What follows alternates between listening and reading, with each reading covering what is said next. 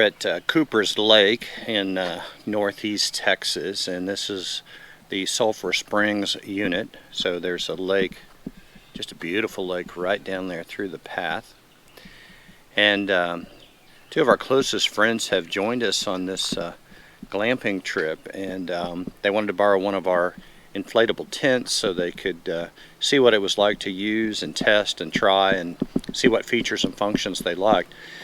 This is the Brean Air 3, and it's a 3-person tent, and it has 3 air beams, so it's inflatable. It does have a small metal pole right here to create this eyebrow. Now there's actually an optional canopy that can extend this out, I think about 5 feet down at the base and maybe about 7 feet up at the top. So there's a nice canopy for sun or wind or rain if you want to add that on. We didn't need to add that after we got through Thursday night, the big rainstorm. But just want to do a walk around of this tent, kind of show you. On the right side here is a really nice, beautiful mesh door, full mesh, and it does have a panel if you want to close it off completely. And there is a curtain that you can cover that up with. The nice thing, this is what's called no-seam mesh, so it's a little bit finer than your typical mosquito-proof mesh, and that's real important because the no-seams, those little itty-bitty bugs, smaller than mosquitoes, are those that can be really irritant sometimes. This is a 2-zone tent. There is a sleeping zone in the back, and I'll show you from the inside in just a second, but this is the living area in here. It's about 5 feet by about 7.5. And makes a beautiful space for a couple of chairs, table, or different configurations, whatever you want to do. If you've got a family, you've got 1 or 2 kids, the parents can sleep in the back here, and the kids can sleep in the front, or vice versa. So this could be a tent for 3 or even 4 people. It's designed as a 3-berth, 3-person.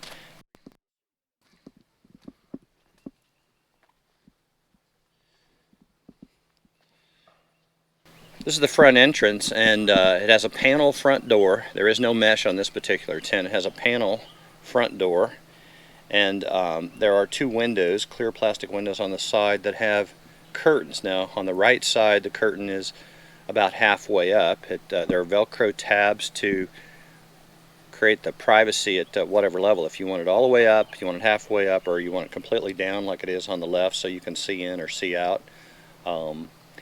The canopy, or excuse me, the eyebrow is set up, makes a really nice shade or protection from rain. I want to go over here on the left real quick.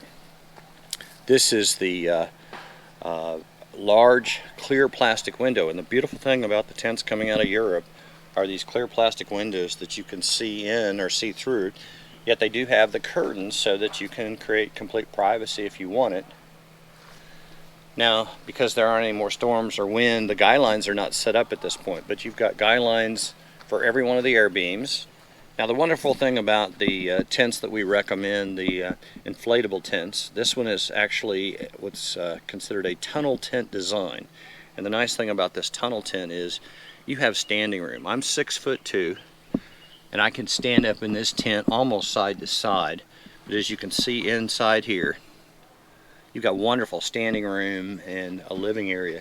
If it's cold, windy, rainy, or lots of bugs, you've got a beautiful, nice place inside here that you can pretty much seal up and do whatever you want to do. I've actually tested an AC unit inside this tent in our garage, and I mean, if you want it really nice, comfortable, and chilly in the summertime, you can add a portable AC unit.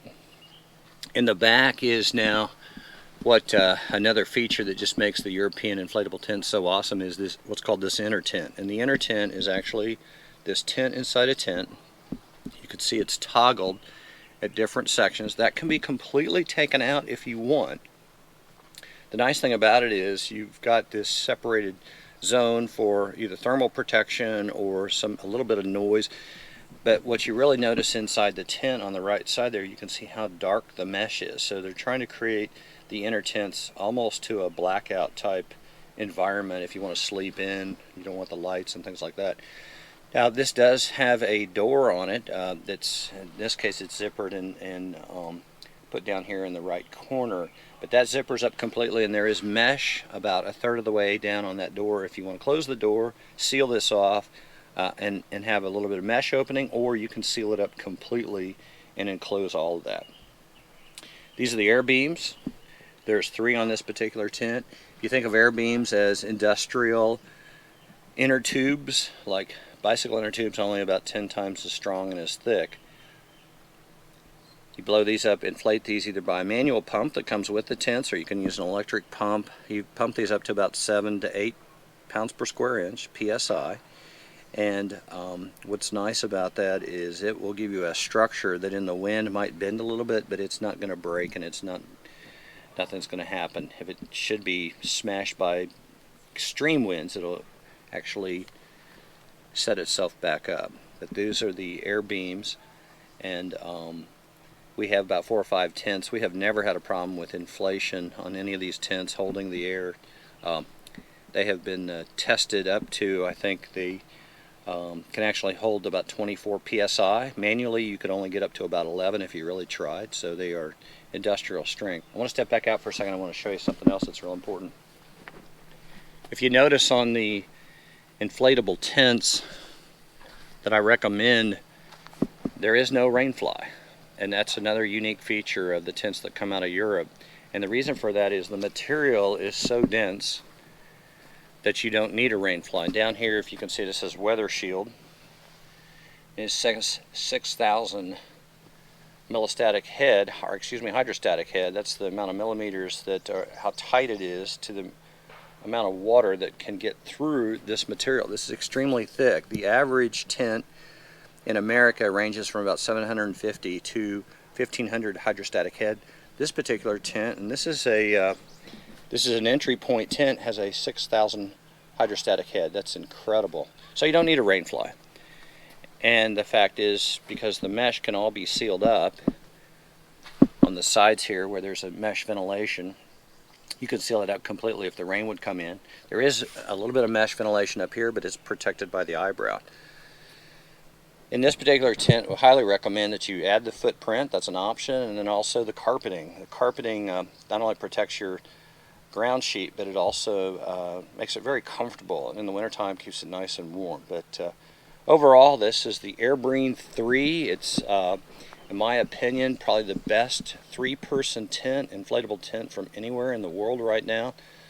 That's an overview of the tent and gives you a sense of what you can have and get into on a price point. This ranges just under or right around $500 as you add a couple of the options like the canopy and the footprint and the carpet. Add another $100, $150, $250 in total for all those options. So you're right around $650, $700 in a package deal that you can get, and I'll show you how to get that in a link on the site. Now, if you're really budget conscious, really tight, but you want to get into a tunnel tent design, they do make this in a pole version. And they've been making this tent for probably 8 to 10 years. For the last 5 years, they've made it in an air tube version. The pole version ranges from about $285 US to about $325, and then add some options on there. But tremendous price point for an extremely feature function rich tent that's just super high quality that could give you years and years and years of camping. This is our favorite tent to use when there's a small pad or footprint or when we go scouting. But overall, this is our highly recommended Brean 3 tent, and hope you get one, and hope you take your camping intents to intense glamping.